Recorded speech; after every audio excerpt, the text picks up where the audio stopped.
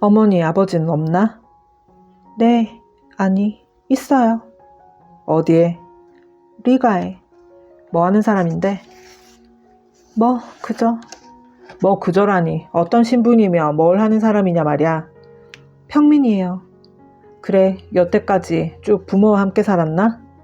네. 몇 살이지? 20살. 왜 집에서 혼자 떠나왔어? 뭐, 그저. 뭐 그저라는 건 귀찮으니 그만둬 달라는 뜻인가 보았다. 대화가 끊어졌다. 무엇 때문에 그냥 집으로 돌아가지 않는 건지 나 자신도 알 수가 없었다. 점점 마음이 괴로워졌다. 어제 하루 동안 보고 들은 일들이 아무런 질서도 없이 연달아 기억에 떠올랐다. 문득 한 가지 일이 생각났다. 아침에 관청으로 출근하는 길에 거리에서 본 광경이었다. 어제 어느 집에서 관을 드러내는 걸 보았는데 하마터면 땅에 떨어뜨릴 뻔했어. 나는 느닷없이 큰 소리로 이렇게 말했다. 여자와 이야기를 하고 싶은 생각은 조금도 없었지만 무심코 이런 소리가 입 밖에 나와버렸다. 관이라뇨? 응, 센나야 광장 근처 땅굴에서 드러내고 있었어. 땅굴에서? 땅굴이 아니라 지하실이지. 거기 말이야 반지하로 돼 있는 집들이 많잖나? 그렇고 그런 장사들을 하고 있는 집들이지. 집 앞은 발이 푹푹 빠지는 진흙탕인데 해바라기씨 껍질이며 쓰레기 따위가 수북이 쌓이고 고약한 냄새가 풍겨 구역질이 날 지경이더군. 침묵. 묘지에 실려 나가게 돼도 제발 오늘 같은 날만은 피했으면 좋겠어. 나는 다시 이렇게 입을 열었으나 그것은 단지 잠자코 있기가 싫어서였다. 왜요? 진눈깨비가 쏟아져서 온통 진흙탕이니 말이야. 나는 하품을 했다. 아무려면 어때요? 결국은 매한가지죠 뭐. 잠시 침묵을 지키고 나서 그녀는 급히 이렇게 말했다. 아니, 아무래도 좋지 않아. 나는 또 하품을 했다. 무덤을 파는 인부들이 마구 욕했을 거야. 진눈깨비에 젖어야 하니까. 무덤 구덩이 속엔 물이 가득 고였겠지. 왜 물이 고이죠? 그녀는 몹시 퉁명스런 그러나 호기심 어린 어조로 말했다. 왜라니, 바닥에서 물이 스며 나오니까 그렇지. 아마 한 잔은 고일 거야. 이런 날엔 볼코보 공동묘지에서 물 안 나는 무덤은 하나도 없을 거야. 왜요? 뭐가 왜요야. 거긴 원래가 습지찬 저지대거든. 말하자면 물속에 관을 담그는 셈이지. 난 직접 봤어. 여러 번. 나는 한 번도 그런 걸 본 적도 없었거니와 볼코보 공동묘지에 가본 일조차 없었다. 그저 남에게 들은 소리를 옮겼을 뿐이다. 그래, 넌 아무렇지도 않니? 죽는다는 것이? 내가 왜 죽어요? 마치 자기 몸을 감싸듯 몸을 웅크리며 그녀는 되물었다. 언젠간 죽게 되지. 방금 말한 그 관의 주인공처럼 그렇게 죽어나가는 거야. 그 여자 역시 너 같은 여자였는데 폐병으로 죽었다더군. 영업집 여자는 죽어도 병원에서 죽을 텐데. 이 여자는 벌써 죄다 알고 있구나 하고 나는 생각했다. 또한 창녀라는 말 대신에 영업집 여자라는 말을 쓰는구나 하고 생각했다. 그 여자는 포주 아주머니한테 빚이 있었던 거야. 하고 나는 지지 않으려는 듯 우겨댔다. 그래서 폐병으로 거의 숨이 끊어질 때까지 포주를 위해 손님을 받았다고더군. 전세마차 마부가 군인들과 짓거리면서 그런 얘기를 하고 있었어. 아마 죽은 여자의 단골들이었는지 몰라. 여럿이 함께 키득거리고 있더라니까. 게다가 선술집에 가서 그 여자를 추모하는 뜻에서 한잔 하자고 몰려가더군. 나는 여기서도 꽤 많이 꼬리를 덧붙여 말했다. 침묵. 깊은 침묵. 그녀는 꼼짝도 하지 않았다. 그래, 병원에서 죽는 편이 낫단 말인가? 어디서 죽으나 매한가지죠 뭐. 그런데 왜 내가 금방 죽기라도 할 것처럼 말하죠? 그녀는 짜증 섞인 말투로 항의했다. 지금 금방이 아니면 얼마쯤 더 있다가라도 죽긴 죽겠지. 금방이 아니라도 싫어요. 그러나 모든 게 자기 뜻대로 되어주지 않으면 어떡하지? 지금은 젊고 예쁘고 싱싱하니까 비싸게 팔릴 수 있지만 이런 생활을 1년만 더 계속하면 너도 몰라보게 시들어 버릴 거야. 불과 1년 동안에 그렇게 된단 말이에요? 어쨌든 1년쯤 지나면 너는 값어치가 떨어질 거야. 나는 짓궂은 쾌감을 느끼면서 계속했다. 그땐 이 집보다 격이 떨어지는 딴 집으로 옮겨야 하지. 그리고 또 1년이 지나면 그 밑의 집으로 옮겨가야 하고 이렇게 자꾸 자리를 옮기다가 7년쯤 지나면 그 센나야 광장 근처에 반 지하에까지 떨어져 내려가게 될 거야. 그 정도라면 또 몰라도 무슨 못된 병에라도 걸리던가 폐병이라도 앓게 되는 날이면 그야말로 큰일이지. 이런 생활을 하고 있으면 병이 나을 리는 만무하니까 결국은 죽는 수밖에 없는 거지. 그렇다면 죽어버리면 그만이죠 뭐. 그녀는 도끼 어린 어조로 이렇게 대꾸하더니 갑자기 몸을 부르르 떨었다. 하지만 불쌍하군. 뭐가요? 네 인생이 불쌍하단 말이지. 침묵. 혹시 장례를 약속한 사람이라도 있었나? 그런 건 왜 묻죠? 아니, 난 신문을 하려는 건 아니야. 내가 그런 걸 물었댔자 아무 소용도 없는 일이니까 화를 내지 말라고. 물론 이런 걸 묻는 게 귀찮을 줄은 알아. 내가 상관할 바가 못 되니까. 난 어쩐지 그저 가엾은 생각이 들었을 뿐이야. 누가요? 네가 가엾다는 거지. 그런 동정 같은 거 필요 없어요. 그녀는 들릴락 말락한 목소리로 속삭이고는 또 한 번 몸을 떨었다. 나는 또 갑자기 화가 났다. 이럴 수가 있나? 남이 자기한테 이만큼 친절하게 대해주고 있는데 이 여자는. 그래, 넌 어떻게 생각하나? 올바른 길을 걷고 있다고 생각하느냐 말이야. 난 아무것도 생각하지 않아요. 그게 나쁘다는 거야. 아무것도 생각하지 않는다는 것이. 더 늦기 전에 눈을 뜨라고. 지금이라도 늦지 않아. 아직은 젊고 예쁘니까 사랑을 할 수도 있고 결혼을 해서 행복하게 살 수도 있어. 결혼한 여자가 모두 행복한 건 아니잖아요? 그녀는 여전히 쌀쌀한 어조로 딱 잘라 말했다. 그야 물론 모두가 행복한 건 아니지. 그래도 여기서 이런 생활을 하는 것보다야 나을 거 아닌가? 비교가 안 되지. 애정만 있으면 불행 속에서도 세상을 살아나갈 수가 있으니까. 슬픔 속에서도 인생은 좋은 거야. 아무리 어려운 살림이라도 인생은 역시 아름다운 것이거든. 그런데 여긴 뭐가 있어? 더러운 시궁창. 악취가 코를 찌르는 시궁창이라고밖엔 말할 수 없잖나. 나는 혐오를 느낀다는 듯이 얼굴을 돌려버렸다. 이제는 냉정하게 이치를 따지고 있을 수도 없게 되었다. 나 자신의 말에 감동하면서 점점 열을 올리게 된 것이다. 나는 지하의 세계에서 터득한 비밀스러운 사상을 한시바삐 피력하고 싶어졌다. 무언가 호련히 나의 내부에서 타오르면서 어떤 목적을 나한테 제시한 것이다. 나 자신이 이런 데 왔다고 해서 그걸 꼬집지는 말라고.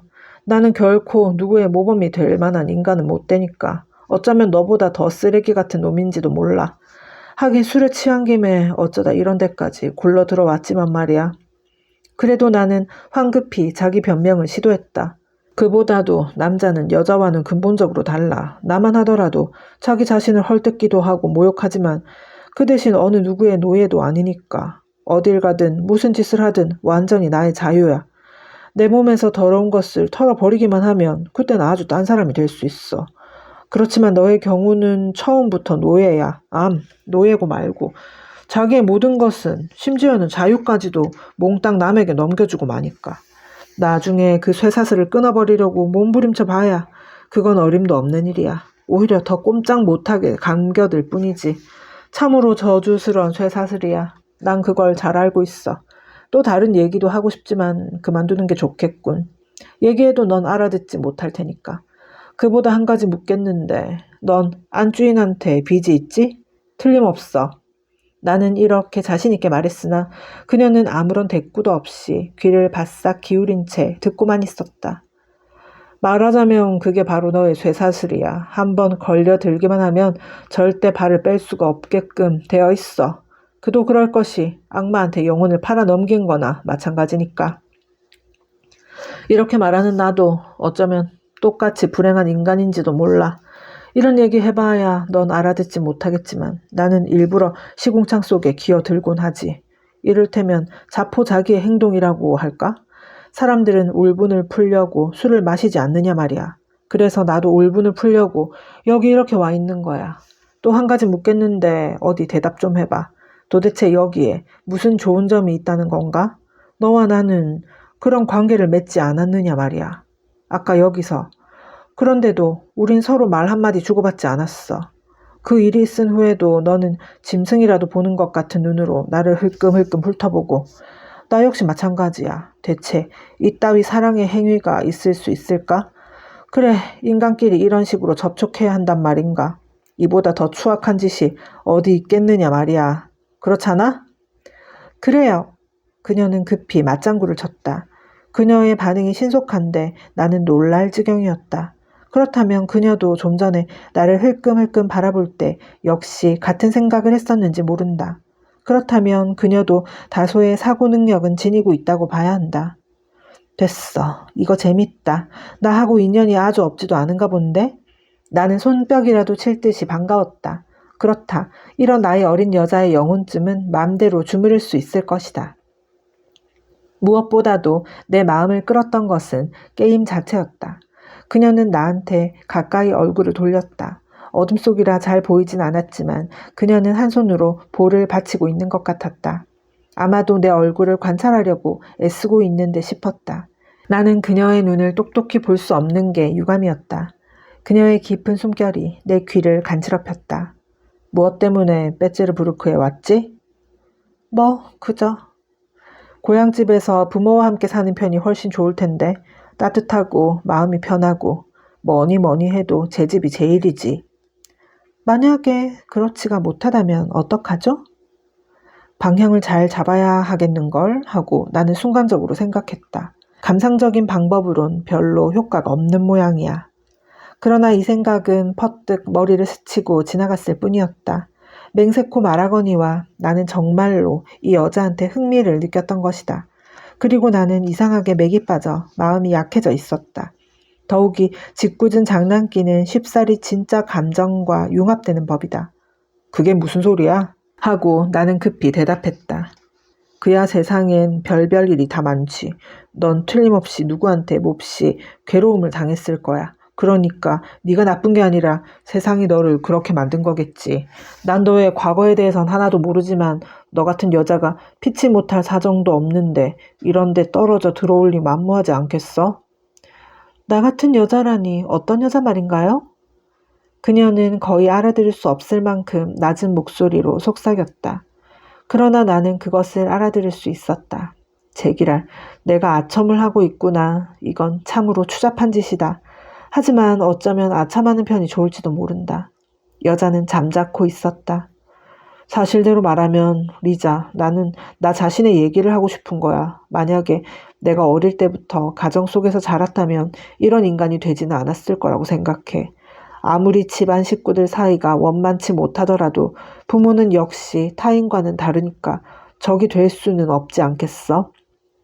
1년에 단 한 번이라도 애정을 표시해 줄 때가 있는 법이야. 그런데 난 가정이라는 걸 전혀 모르고 자랐거든. 그 때문에 나는 이런 시시한 인간이 되어버렸을 거야. 나는 또 반응을 기다렸다. 무슨 뜻인지 알아듣지 못하는 모양이군 하고 나는 생각했다. 그보다도 이따위 설교를 한다는 건 우스꽝스런 짓이야. 만약에 내가 아들, 딸 가진 아버지라면 아들보다도 딸을 더 귀여워할 것 같아. 나는 그녀의 흥미를 일깨우려고 능청스럽게 이런 소리를 했다. 그러나 솔직히 말해서 나는 얼굴이 뜨거워짐을 느꼈다. 그건 왜요? 하고 그녀는 물었다. 아항, 그러고 보니 역시 듣고는 있었구나. 나도 몰라. 그저 어쩐지 그럴 것만 같아. 딸 가진 아버지를 한 사람 알고 있는데 그 사람은 근엄하고 까다로운 성미인데도 딸 앞에선 언제까지나 무릎을 꿇고 손과 발에 키스를 하면서 대견스럽게 바라보곤 했어. 야외에서 딸이 춤을 추고 있으면 그는 5시간이나 한자리에 꼼짝 않고 선 채 한시도 딸한테서 눈을 떼지 않았지. 딸한테 아주 미쳐버린 거야. 그 심정을 나도 잘 알 것 같아. 밤늦게 딸이 잠들면 그는 일부러 일어나서 잠든 딸에게 성호를 그어주고 키스를 해주려고 딸의 방에 들어가곤 했어. 본인은 기름때 묻은 낡은 의복을 입고 다녔고 누구한테나 인색하게 굴면서도 딸을 위해서라면 없는 돈을 털어서라도 값비싼 물건을 사주곤 했지. 만약에 그 선물이 딸의 마음에 들면 기뻐서 어쩔 줄 모르는 거야. 어느 집에서나 아버지가 어머니보다 딸을 더 사랑하지. 그래서 개 중에는 집에서 사는 게 재밌어 죽겠다는 아가씨도 있을 지경이야.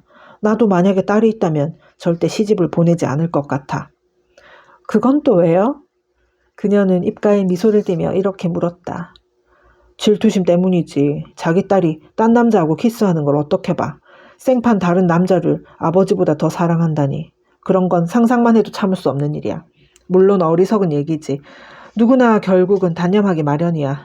하지만 나 같으면 딸을 시집 보내기 전에 사윗감 고르기에 지쳐버리고 말 거야. 내 마음에 흡족한 후보자는 좀처럼 나타나지 않을 테니까.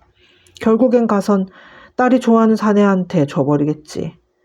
그렇지만 딸이 좋아하는 사내라는 건 아버지의 눈에는 영락없이 쓰레기 같은 인간으로 보이는 법이거든. 이건 틀림없어.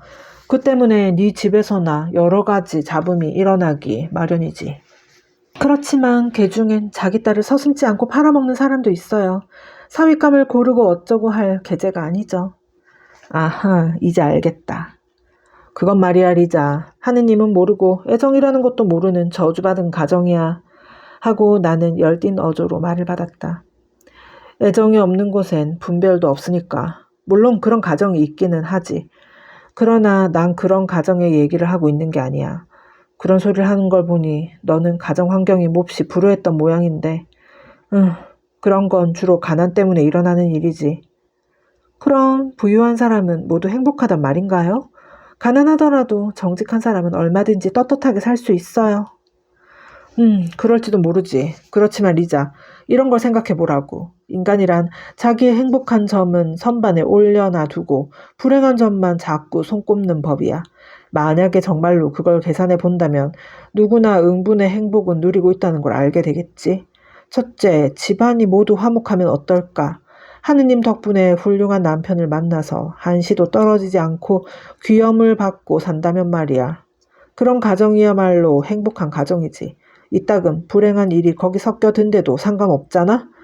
너도 결혼을 하면 알게 되겠지만 사실 불행이 전혀 없는 가정이란 없거든.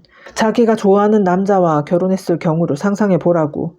그야말로 주체할 수 없을 정도의 행복이 안겨지는 거야. 신혼 초에는 싸움도 그 행복에 양념구실을 하지. 개 중에는 남편을 사랑하면 할수록 더욱 바가지를 긁는 여자도 있으니 말이야. 난 당신이 너무너무 좋아요. 너무나 좋아하기 때문에 당신을 괴롭히는 거니 그걸 알아야 해요. 좋아하기 때문에 일부러 상대방을 괴롭힌다는 그 심정을 이해할 수 있겠어? 이런 건 대개 여자들에게 많은 거야. 그 대신 나중에 마음껏 사랑해주면 되니까. 좀 괴롭혔다고 해서 나쁠 건 없겠지. 속으로 이렇게 생각하거든. 식구들도 그걸 보고 모두들 좋아하지. 모든 것이 즐겁고 기쁘고 평화롭기만 하고. 헌데 개 중에는 굉장히 질투심이 강한 여자도 있어. 남편이 외출하기만 하면 안절부절 못하고 밤중인데도 뛰쳐나가서는 혹시 저기 있는 건 아닐까 하고 이 집 저 집 기웃거리고 돌아다니는 거야. 이런 여자는 정말 처치곤란이지. 본인도 그것이 나쁜 짓인 줄은 잘 알지만 가슴이 조여들고 속이 타올라 견딜 수가 없으니 어쩔 수 없는 거지. 모든 것이 사랑 탓이라 할 밖에. 그리고 한바탕 싸우고 난 후 서로 용서를 빌기도 하고 용서해 주기도 하면서 다시 화해할 때의 그 기분. 두 사람 다 형언할 수 없는 행복감에 젖어 마치 또 한 번 새로 결혼식을 올린 것 같은, 둘의 사랑이 새로 시작된 것 같은 그런 기분을 느끼게 되거든. 사랑하는 부부의 사이라는 건 제3자로서는 아무도 알 수 없는 거야. 설사 두 사람 사이에 심한 충돌이 일어났을 경우에도 타인은 고사하고 친어머니라도 거기 개입해선 안 되고, 또 본인들도 자기 두 사람 사이에 일어난 일을 제3자에게 말해선 안 돼. 부부 사이의 일은 본인들밖엔 해결할 수 없는 거니까. 사랑은 신비한 거야. 어떤 일이 일어나더라도 남에게는 절대 감춰둬야만 해. 그렇게 하면 그 사랑은 더욱 거룩하고 더욱 아름다운 것이 되며 상호 간의 존경도 더욱 깊어지게 되는데, 이 존경이야말로 많은 것의 밑바탕이 된다고 할 수 있어. 서로 사랑하는 사이여서 그 사랑을 위해 결혼했다면 끝까지 사랑을 간직하면서 살아갈 수 있는 거야. 사랑을 간직할 수 없는 경우는 극히 드물지. 다행히 정직하고 친절한 남편을 만난다면 도중에 사랑이 없어질 리가 없잖아?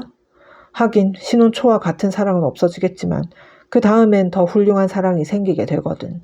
그때는 마음과 마음이 하나가 되어 무슨 일이든 둘이 의논해서 결정하니까 서로 비밀이라는 게 없게 되지. 그리고 아들, 딸이 생기게 되면 아무리 힘들 때도 모든 게 행복하게 여겨지는 거야. 사랑을 간직하고 마음을 꿋꿋이 가지고 있기만 하면 되지. 그때는 힘든 일도 즐거움이 되고 아이들을 위해 배를 고른 일이 있어도 괴로운 줄도 모르게 되지. 아이들이 나중에 그걸 고맙게 여겨 부모를 더욱 사랑하게 될 테니까. 이렇게 부지런히 돈을 저축하는 동안에 아이들도 무럭무럭 자라고 자기는 그 아이들의 모범이 되고 또한 기둥이 되고 있다는 걸 느끼게 되지. 그리고 자기는 죽더라도 자기의 감정이나 사상을 아이들이 한평생 간직할 거야. 왜냐하면 그것은 얼굴 모습과 함께 아이들이 이어받는 것이니까. 이런 것을 절실히 느끼게 될 거야. 그건 위대한 의무지. 이렇게 되면 아버지와 어머니가 더욱 굳게 결합되지 않을 리가 없잖아? 아이가 있으면 살기 힘들다고 말하는 사람도 있지만 그건 되먹지 않은 소리야. 아이를 기르는 재미는 그야말로 천국의 행복이라 할 수 있어. 리자는 아가를 좋아하나? 난 좋아해. 얼굴이 불그레한 조그만 사내아이가 엄마 젖을 열심히 빨고 있어. 그 모자의 모습을 바라보고 있으면 어떤 사내든지 아내한테 마음이 끌리게 마련이야. 복실복실 살찐 젖먹이가 기분 좋게 팔다리를 쭉 뻗고 엄마를 빤히 쳐다보고 있어. 통통한 손과 발, 예쁜 손톱, 보기에도 웃을 만큼 조그만 손톱, 그리고 또렷또렷한 눈은 벌써 무엇이든 다 알고 있는 듯한 표정을 띠고 있지. 그런 아기가 열심히 젖을 빨면서 귀여운 손으로 다른 한쪽 젖꼭지를 장난처럼 쪼무락거리고 있어. 아빠가 가까이 오면 갑자기 젖을 놓고 몸을 뒤로 젖히면서 아빠 얼굴을 보고 까르륵 웃어대지. 그러고는 또다시 젖을 빨기 시작하는 거야. 그런가 하면 앞니가 나기 시작할 때는 느닷없이 엄마 젖을 깨물고는 곁눈으로 쳐다보며 어때? 아프지? 응? 하는 표정을 짓거든. 생각해보라고. 부부와 아이 이렇게 셋이서 살면 그땐 모든 게 행복하게 여겨지지 않겠는가 말이야. 이런 아름다운 순간을 위해선 웬만한 잘못쯤은 용서할 수 있을 거야. 그렇고 말고. 그러니까 우선 자기 자신부터 어떻게 살아가야 하는지를 배우고 난 후에 남을 비난하는 게 순서라고 생각해. 이런 사파식 얘기로 맞았어. 이런 사파식 얘기로 너를 낚아내는 거다. 솔직히 말해서 나는 제법 진지한 마음으로 얘기를 했지만 문득 이런 생각이 떠올랐다. 그러자 갑자기 얼굴이 붉어지는 것 같았다. 하지만 만약 이 여자가 큰 소리로 웃어댄다면 나는 쥐구멍으로 도망쳐야 할지 모르게 될 것이다. 이렇게 생각하니 나는 화가 나기까지 했다. 이야기를 계속하는 동안 나 자신은 지나치게 열중한 것이 창피스럽게 여겨졌던 것이다. 침묵이 오랫동안 계속되었다. 나는 팔꿈치로 여자를 쿡쿡 찔러주고 싶을 지경이었다. 어쩐지 당신은... 그녀는 불쑥 입을 열었으나 이내 말을 멈추고 말았다. 그러나 나는 벌써 모든 것을 알 수 있었다. 그녀의 음성에는 뭔가 아까와는 다른 감정이 엿보였다. 아까와 같은 무관심한 퉁명스러움 대신에 어딘지 훨씬 부드러운 수줍은 느낌을 주는 어조였다. 내가 어떻다는 거지? 난 호기심을 가지고 되도록 상냥하게 물었다. 당신은 말이에요. 당신은 어쩐지 꼭 책이라도 읽는 것처럼 말을 하는군요. 그 음성은 다시 냉소적인 어조를 띠고 있는 듯 싶었다. 이 말은 나의 자존심을 몹시 손상시켰다. 그와는 전혀 다른 말을 기대하고 있었던 것이다. 하지만 그녀는 일부러 냉소의 가면을 쓴 것인지도 모른다. 그것은 수치심이 유달리 강한 사람이 마지막 판에 가서 흔히 사용하는 비장의 무기인 것이다. 그런 사람은 아무리 큰 감동이나 충격을 받아도 강한 자부심 때문에 끝까지 굴복하려 하지 않고 남 앞에 자기 감정을 드러내려고 하지 않는 법이다. 이것을 그 순간 나는 미처 깨닫지 못했던 것이다. 그녀가 겁먹은 듯 망설이는 어조로 간신히 그 말을 입 밖에 낸 것만 보더라도 나는 마땅히 깨달았어야 했다. 그러나 나는 그것을 깨닫지 못하고 오히려 심한 모욕감에 사로잡혔던 것이다. 오냐, 어디 보자 하고 나는 생각했다. 그게 무슨 소리야, 리자? 남의 일이지만 네 신세가 너무나 한심스러워서 나는 그런 얘기를 한 건데 책을 읽는다는 건 또 뭐야? 하긴 남의 일이 아닌지도 몰라. 이건 지금 내 마음속에서 저절로 떠오른 생각이지만 말이야. 도대체 너는 이런 데 있는 게 괴롭지도 않은가 보지? 아니, 습관의 힘이란 참으로 무서운 거야. 그래, 너는 한평생 늙지도 않고 언제까지나 아름다울 거라고 생각하나? 언제까지나 이 집에서 그냥 너를 놔둘 거라고 생각하느냐 말이야. 이 집도 물론 더럽긴 매 한 가지지만 난 거기에 대해서 새삼스레 말하고 싶지 않아. 다만 말이 나온 김에 현재 너의 생활에 대해 이렇게 말하고 싶을 뿐이야. 너는 지금 젊고 예쁘고 몸도 싱싱하고 영혼도 감정도 지니고 있지만 그래도 솔직히 말해서 나는 아까 눈을 떴을 때 너와 여기서 이렇게 누워 있다는 것이 참을 수 없을 만큼 수치스럽게 여겨졌어. 술 취한 김이 아니면 이런 데 찾아올 수는 없잖나. 만약에 네가 다른 곳에서 떳떳한 생활을 하고 있다면 나는 너한테 호감을 갖는 정도가 아니라 진심으로 반해서 네가 말 한마디 건네주지 않더라도 너의 눈을 보는 것만으로도 기쁨을 느낄 거야. 대문 밖에서 네가 나오길 기다리며 언제까지나 무릎을 꿇고 있을 거야. 너를 미래의 아내로 상상하는 것만으로도 분에 넘치는 영광으로 생각할 거란 말이야. 너에 대해서 무슨 불순한 것을 생각한다는 건 천벌을 받을 짓이라고 생각하겠지.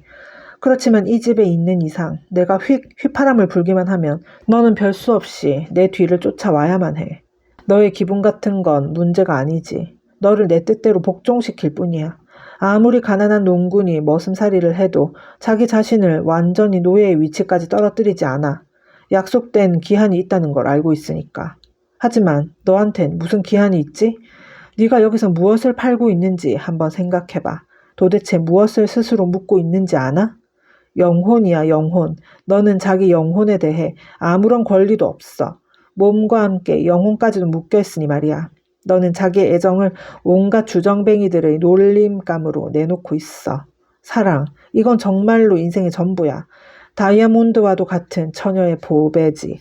사랑을 획득하기 위해선 자기 목숨까지 아끼지 않고 죽음으로 뛰어드는 사람조차 있을 지경이니까. 그런데 너는 지금 자기 사랑이 얼마에 매매되고 있는지 아나? 너라는 여자는 영혼까지 합쳐서 몽땅 팔려버렸기 때문에 너한텐 사랑을 구할 필요도 없는 거야. 사랑 같은 건 없어도 얼마든지 너를 마음대로 할 수 있으니까. 사실 말이지, 처녀에게 이보다 더한 모욕이 어디 있겠느냐 말이야. 너는 그걸 알고 있나? 참, 누구한테서 들은 얘긴데 너희들은 여기 있으면서도 따로 연인을 갖는 것을 허락받고 그것으로 자위하고 있다더군. 그건 어린애 속임수에 지나지 않아. 그것으로 너희들을 우롱하고 있다는 걸 왜 모를까? 도대체 그 사내는, 그 연인이라는 자는 너를 진심으로 사랑하고 있을까? 그럴 리는 만무하다고 생각해. 이제 어느 때 다른 손님한테 불려 나갈지도 모른다는 걸 뻔히 알면서 과연 진심으로 사랑할 수가 있다면 그놈은 형편없는 파렴치한이야. 도대체 그놈은 너를 손톱만큼이라도 존경할 수 있을까? 그런 사내하고 너 사이에 무슨 공통점이 있는가 말이야. 그놈은 너를 깔보고 너의 껍질을 벗기려는 것뿐이야. 그것이 이른바 연인의 애정이지. 두들겨 맞지 않는 것만도 다행이지만 어쩌면 마구 손찌검까지 하는지도 몰라. 만약에 너한테 그런 사내가 있다면 장차 너와 부부가 될 생각이냐고 한번 물어봐. 필시 네 앞에서 맞대놓고 코웃음을 칠 거야. 코웃음 정도는 약과고 네 얼굴에 침을 뱉든가 주먹을 휘두르는지도 몰라. 그놈 자신도 동전 한 푼의 가치도 없는 주제에 말이야. 그래, 너는 뭐가 좋아서 이런 데서 일생을 망치고 있는지 한번 생각해봐. 커피를 실컷 마시게 하고 마시는 걸 배 터지게 먹여주기 때문인가? 하지만 그건 뭐 때문에 먹여주지? 정신이 올바로 된 여자라면 그런 것 목구멍으로 넘어가지 않을 거야. 뭐 때문에 먹여주는 음식인지 알고 있을 테니까. 너는 지금 이 집에 빚이 있어. 그건 영원히 갚을 수 없게 되어 있는 거야. 결국은 손님들이 거들떠 보지도 않을 날이 오고야 말지. 젊음만 믿고 있을 순 없어. 그럴 날은 역마차보다 더 빠른 속도로 찾아올 테니까. 그때는 여기서 쫓겨나게 되지. 아니, 그저 간단히 쫓아내는 게 아니라 그 전에 오랜 시일을 두고 잔소리와 욕설로 너를 못살게 굴 거야. 네가 자기의 건강을 안주인에게 바치고 젊음도 영혼도 안주인을 위해 망쳐버렸다는 건 까맣게 잊고 마치 네가 안주인의 장사를 망쳐놓아 파산할 지경에 이르게 한 것처럼 온갖 욕설과 구박을 하겠지. 네 편을 들어줄 사람은 아무도 없어. 동료들도 안주인의 비위를 맞추려고 팔을 걷어붙이고 너한테 대들 거야. 이런 사회에서 모두가 노예로 전락해서 양심이니 동정이니 하는 건 옛날에 잃어버리고 말았거든. 이렇게 노예로 완전히 전락해버린 자들이 내뱉는 욕설이나 잡소리 이상으로 추잡스럽고 매스꺼운 건 이 세상에 다시 없을 거야. 그런데도 너는 이 집에 다 모든 걸 죄에다 바쳐야 해. 건강도 젊음도 아름다움도 희망도 하나도 남김없이 몽땅 바쳐야 해. 그래서 22살쯤 되면 벌써 36이나 먹은 것 같이 보이게 되지. 그것도 병에 걸리지만 않는다면 천만 다행이라고 하느님께 감사해야 할 지경이라니까. 너는 혹시 일도 하지 않고 놀고 먹을 수 있으니 좋다고 생각할는지 모르지만 이 세상에 이보다 더 괴로운 징역살이 같은 생활은 둘도 없을 거야. 옛날에도 없었어. 너무나 울고 또 울어서 심장이 텅 비어버리는 게 여기 생활이야. 여기서 쫓겨날 때는 한마디 말대꾸도 못하고 마치 큰 죄라도 지은 사람처럼 고개를 수그린 채 조용히 물러나야 하지. 너는 어디든 딴 집으로 옮겨가겠지만 얼마 후엔 또 다른 딴 집으로 옮기고 그렇게 해서 이 집 저 집 전전하다가 마지막엔 센나야에까지 굴러떨어지고 마는 거야.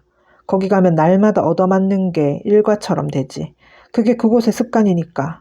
거기 오는 손님은 여자를 때리지 않고는 귀여워할 줄을 모르거든. 거기 있는 여자들이 얼마나 비참한지 얘기해봐야 너는 고지 듣지 않을 거야. 이제 거기 가면 직접 보게 되겠지. 나도 언젠가 한번 정초 휴가 때 거기서 한 여자를 본 일이 있어.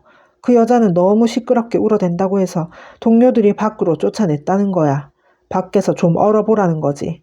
아침 9시 경이었는데 그 여자는 벌써 곤드레 만드레 취해가지고 머리를 온통 헝클어뜨린 채 여기저기 시퍼렇게 멍이 든 반나체의 몸을 덜덜 떨고 있더군. 얼굴은 새하얗게 분칠을 했지만 눈 가장자리엔 마치 안경테처럼 검은 기미가 끼어 있었어. 그리고 코와 입에선 피가 줄줄 흐르고 방금 어떤 마부 녀석이 채찍으로 한 대 후려 갈겼기 때문이지. 여자는 돌층계에 걸터 앉았는데 그 손엔 뭔가 마른 명태 같은 건어를 쥐고 있었어. 그리고 어여이 울면서 자기의 기구한 팔자 타령을 끝없이 늘어놓더군. 그러면서 한 손으론 연방 그 건어로 돌계단을 두드리고 있는 거야.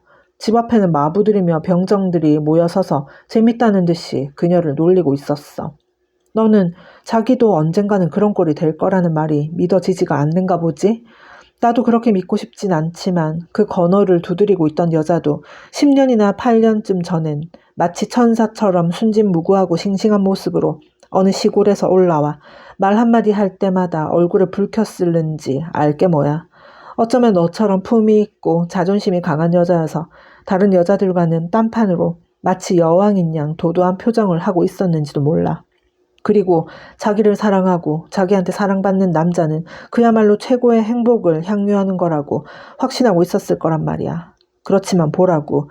결과는 어떻게 됐나. 그 여자가 술에 취해 머리를 헝클어뜨린 채 그 건어로 더러운 계단을 탁탁 내리치고 있는 순간에 문득 고향집에서 살던 순진무구한 옛날을 회상했다면 과연 그 기분이 어땠을까? 학교에 다니던 시절에 이웃집 머스매가 길목에 기다리고 있다가 그녀를 붙잡고 한평생 그녀를 사랑할 것이며 그녀를 위해선 목숨까지도 버릴 용의가 있다고 맹세하던 일을, 그리고 둘이 서로 사랑하여 어른이 되면 결혼하자고 굳게 약속하던 그 시절의 일을 회상했다면 말이야. 리자, 만약에 네가 그 근처의 반지하실에서 아까 내가 말한 여자처럼 폐병으로 하루라도 빨리 죽어버린다면 그쪽이 오히려 행복한 거야. 행복하고야 말고. 병원에 입원할 거라고 했지. 그야 물론 병원에 입원시켜 준다면야 다행이지만 만약에 포주 아주머니가 끝까지 놓아주지 않는다면 어떡하지? 폐병이란 특이한 병이어서 열병 같은 것과는 다르기 때문에 그 병을 앓는 사람은 최후의 순간까지도 희망을 버리지 않고 자기는 아무렇지도 않다고 하면서 자위하게 마련이거든. 그것이 포주에겐 편리한 점이지. 사실 영혼까지 팔아먹고 게다가 빚까지 걸머지고 있으니 시키는 대로 할 수밖에 없지 않겠어? 마침내 죽을 날이 임박해 오면 누구 한 사람 거들떠 보려고도 하지 않지. 그땐 거꾸로 매달고 흔들어 봐야 코피 한 방울 나지 않을 테니 말이야. 아니, 거들떠 보지 않는 정도가 아니라 빨리 되져버리지 않고 공연히 장소만 차지하고 있다고 마구 구박을 할 거야. 물 한 모금 마시게 해달라고 애원해도 그것마저 이내 갖다주지 않고 욕설부터 늘어놓겠지. 저 망할년 왜 빨리 되져버리지 않고 애를 먹일까. 밤새껏 끙끙 앓는 소리니 어디 잠을 잘 수 있어야지. 이러다간 손님 줄 다 끊어지겠다. 이건 틀림없는 얘기야. 나 자신도 그런 소리를 직접 들은 일이 있으니까. 이렇게 죽어가는 여자는 지하실 중에서도 제일 구석진 골방에다 처박아 두거든. 컴컴하고 축축하고 퀴퀴한 곰팡이 냄새가 나는 골방에나 말이야. 너는 거기 혼자 드러누워 무슨 생각을 할까? 마침내 숨이 넘어가면 생면부지의 사람들이 달려들어 연신 투덜거리면서 시체를 처리하겠지. 너를 위해 기도를 올려줄 사람도 없거니와 한숨을 쉬는 사람도 없어. 다만 한시바삐 끌어낼 생각밖에 없단 말이야. 싸구려 관을 사다가 어제 내가 본 그 불행한 여자처럼 재빨리 묘지로 운반하겠지.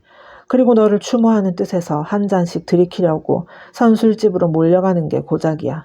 묘지는 질벅거리는 데다가 진눈깨비까지 사정없이 퍼붓고 날씨인들 너를 위해 반드시 맑아야 한다는 법은 없을 테니까. 자, 그쪽부터 내려놓게 반이야. 저런, 여기까지 와서도 거꾸로 떨어져 내려가는군. 밧줄을 좀 당기라니까. 뭐 이대로면 어떤가? 아니, 관이 옆으로 넘어지지 않았나. 이것도 인간인 것만은 틀림없으니 바로 눕혀야지. 이런 됐어. 흙을 덮게. 검푸르게 반죽이 된 흙으로 급히 구덩이를 메워버리기가 무섭게 다들 선술집으로 가버리지. 이것으로 이 세상에서 너의 존재는 영영 없어져 버리는 거야. 다른 사람 같으면 아이들이나 부모님이나 남편이 무덤을 찾아 주기라도 하겠지만 너한텐 눈물 한 방울 흘려줄 사람도 한숨 한 번 쉴 사람도 너의 생시의 얘기를 해줄 사람도 없어. 너의 무덤을 찾아줄 사람은 이 넓은 세상에 단 한 사람도 없단 말이야. 너의 이름은 지구상에서 영원히 사라져버리고 너라는 인간은 애당초 이 세상에 태어나지도 않은 것 같이 되어버리는 거야. 묘지는 온통 질벅거리는 흙탕인데 밤마다 사자가 일어날 시각이 되면 너는 관뚜껑을 두드리면서 여러분 잠깐만이라도 좋으니 밝은 세상으로 내보내 주시오. 나는 살고는 있었지만 진짜 생활이라는 걸 한 번도 해보지 못했습니다. 나의 일생은 걸레 조각처럼 혹사당한 끝에 센나의 선술집에서 술과 함께 먹혀버렸답니다. 제발 여러분 다시 한번 밝은 세상에서 살게 해주십시오 하고 울부짖고 싶은 심정일 거야. 이렇게 말하는 동안에 나는 점점 비통한 감격에 휩싸여 나중에는 목구멍에 경련을 일으킬 것만 같았다. 나는 갑자기 말을 멈추고 불안한 마음으로 몸을 일으켰다. 그리고는 가슴의 두근거림을 억제하며 겁먹은 듯 귀를 기울였다. 내가 이토록 당황한 데는 까닭이 있었다. 나는 벌써부터 내가 이 여자의 영혼에 크나큰 충격을 주어서 그 심장을 갈기갈기 찢고 있다는 것을 어렴풋이나마 느끼고 있었다. 그리고 점점 그것을 확신하게 됨에 따라 한시바삐 될 수 있는 대로 정확히 목적을 달성하고 싶어졌다. 일종의 연기, 이를테면 배우의 연기와도 같은 본능이 나를 흥분케 했던 것이다. 하기는 단순한 연기만은 아니었지만 나는 내 말투가 부자연스러울 만큼 어색하다는 걸 알고 있었다. 한마디로 말해서 나는 책을 읽는 것 같은 어조가 아니고는 말을 할 수가 없었다. 그러나 내가 당황한 것은 그 때문이 아니었다. 나는 상대방이 알아들으리라는 것을 예감하고 있었을 뿐 아니라 책을 읽는 것 같은 어조가 도리어 효과가 있을는지 모른다고 내심으로 자부하고 있었다. 그러나 정작 목적을 달성한 지금 나는 갑자기 겁을 집어먹을 만큼 당황한 것이다. 아, 나는 여태까지 한 번도, 단 한 번도 그토록 처절한 절망을 해본 적이 없다. 여자는 엎드린 채 베개를 움켜안고 거기다 얼굴을 푹 파묻고 있었다. 가슴이 뻐개질 것 같았기 때문이다. 젊음이 넘치는 온몸은 경련을 일으킨 듯 쉴 새 없이 떨고 있었다.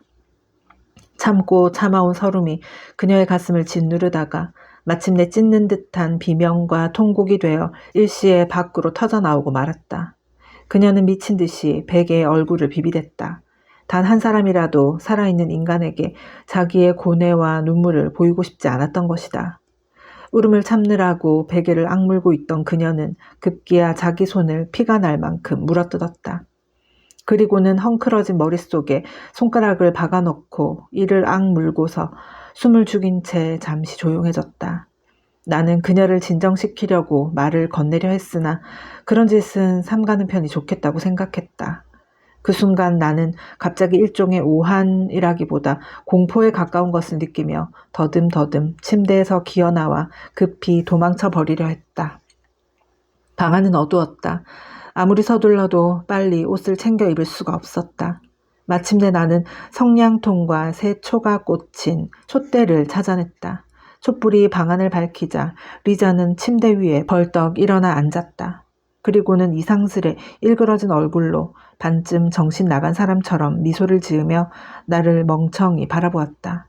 나는 그 옆에 앉아서 여자의 손을 잡았다. 그녀는 퍼뜩 제정신으로 돌아온 듯 느닷없이 나한테 달려들어 내 몸을 끌어안으려 했으나 그만한 용기도 없는지 조용히 머리를 숙이고 말았다. 리자, 공연히 쓸데없는 소리를 짓거려서 미안해. 나는 이렇게 입을 열었으나 그녀가 내 손을 죽어라고 움켜쥐는 바람에 내가 빗나간 소리를 하고 있다는 걸 알아차리고 이내 입을 다물어버렸다. 여기가 내 주소야, 리자. 놀러오라고. 네, 가겠어요. 여전히 고개를 수그린 채 그녀는 분명한 어조로 속삭였다. 그럼 난 가겠어. 잘 있어요. 나는 일어섰다. 그녀도 따라 일어섰으나 문득 생각난 듯이 벼랑간 얼굴이 빨개지면서 의자 위에 있던 쇼를 집어 머리 위에서부터 몸을 감쌌다. 그리고 나서 그녀는 다시 병적인 미소를 짓고 얼굴을 붉히면서 이상한 눈으로 나를 바라보기 시작했다. 나는 마음이 아팠다. 한시바삐 이 자리를 떠나 자취를 감추고 싶었다. 잠깐만 기다리세요. 거의 문턱까지 왔을 때 그녀는 갑자기 내 팔소매를 잡으며 이렇게 말했다. 그러더니 황급히 촛대를 놓고 달려 들어갔다. 보아하니 뭔가 생각나서 그것을 나한테 갖다 보이려는 모양이었다. 대체 무얼 보이려는 걸까? 기다릴 수밖에 없었다. 잠시 후에 그녀는 되돌아왔다. 그 눈은 무언가 용서를 비는 것 같은 표정이었다. 전체적으로 보아 그 얼굴도 시선도 아까와 같은 까다로운 사람을 불신하는 고집스런 표정은 씻은 듯이 사라지고 지금은 마치 상대방을 완전히 믿고 뭔가를 애원하는 것 같은 부드럽고 수줍은 표정이었다. 그것은 흡사 자기가 신뢰에 마지 않는 어른에게 어린아이가 무엇을 조를 때와 같은 시선이었다. 푸른 빛이 도는 그 눈은 애정도 증오감도 그대로 나타낼 수 있을 만큼 맑고 아름답게 보였다. 그녀는 내가 마치 아무런 설명 없이도 무엇이든 알 수 있는 훌륭하고 현명한 인간이라고 생각하는지 한마디 설명 비슷한 말도 하지 않고 무슨 종이 쪽지 한 장을 내 앞에 내밀었다.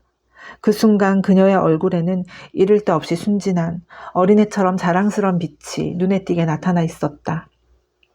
나는 펼쳐보았다. 그것은 어느 의학 전문학교 학생이 아니면 그와 비슷한 부류의 사내가 그녀에게 보낸 편지였다.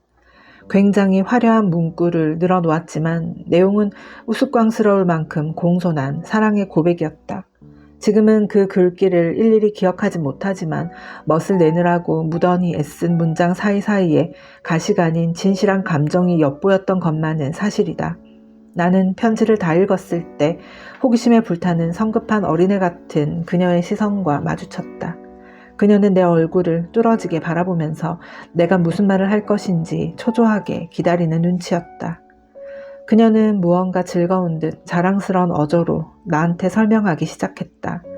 그녀는 어느 가정에서 열린 무도회에 참석했다는 것이었다. 그 무도회에 모인 사람은 정말로 좋은 사람들 뿐이었어요. 모두가 가정을 가지고 있는 사람들 뿐이었거든요. 그리고 내가 이런 데 있다는 건 아무도 몰랐어요. 그도 그럴 것이 그녀는 여기 온 지 얼마 안 되었을 뿐더러 빚만 갚으면 곧 여기서 나갈 작정이니까 라는 것이었다. 거기서 즉 그 무도회에서 그 학생을 만나 밤새껏 함께 춤추며 이야기했다고 한다. 알고 보니 그 학생 역시 리가 출신으로 어릴 때는 그녀와 잘 아는 사이여서 함께 놀기도 했다는 것이다. 물론 그것은 오래전의 얘기지만 그는 그녀의 부모도 안다고 했다. 그러나 현재 그녀의 처지에 대해선 아무것도 모르고 있으며 털끝만한 의심도 하지 않고 있다는 것이다. 그런데 무도회 이튿날 그녀와 함께 참석했던 여자친구 편에 그 학생이 이 편지를 보내왔다는 것이었다. 그리고 아니 그것뿐이에요. 말을 마치자 그녀는 수줍은 듯 초롱초롱 빛나는 눈을 내리깔았다. 가엾게도 그녀는 이 학생의 편지를 마치 보물인 양 소중히 간직하고 있었던 것이다. 그리고 자기 같은 여자한테도 이렇게 열렬히 사랑을 호소하는 남자가 있다는 것을 나에게 꼭 알리고 싶어서 이 유일한 보물을 가지러 일부러 달려 들어갔던 것이다. 아마도 이 편지는 아무런 열매도 맺지 못하고 그대로 서랍 속에 깊이 간직될 운명을 지니고 있음이 분명하다. 그러나 그런 건 어차피 매 한 가지 아닌가. 그녀는 이 편지를 자기의 자랑으로 증명서로 한평생 보물처럼 소중히 보존할 것이다. 이건 의심할 여지도 없다. 그래서 지금도 그녀는 자기 쪽에서 먼저 이 편지를 꺼내오지 않았던가. 그리고 순진하게 그것을 나한테 자랑하여 자기의 가치를 회복하고 싶었던 것이다. 나한테 그것을 보이고 칭찬을 받고 싶었던 것이다. 나는 아무 말 않고 그녀의 손을 잡아주고는 그냥 밖으로 나왔다. 얼른 그 자리를 떠나고 싶은 생각뿐이었다. 진눈깨비가 여전히 쏟아지고 있었지만 나는 집까지 걸어서 돌아왔다. 온몸이 녹초가 된 듯 기진맥진했고 게다가 무언가 마음이 개운치 않은 것 같은 느낌이었다. 그러나 현실은 벌써 그 의혹 속에서 빛나고 있었던 것이다. 저주스런 현실이여.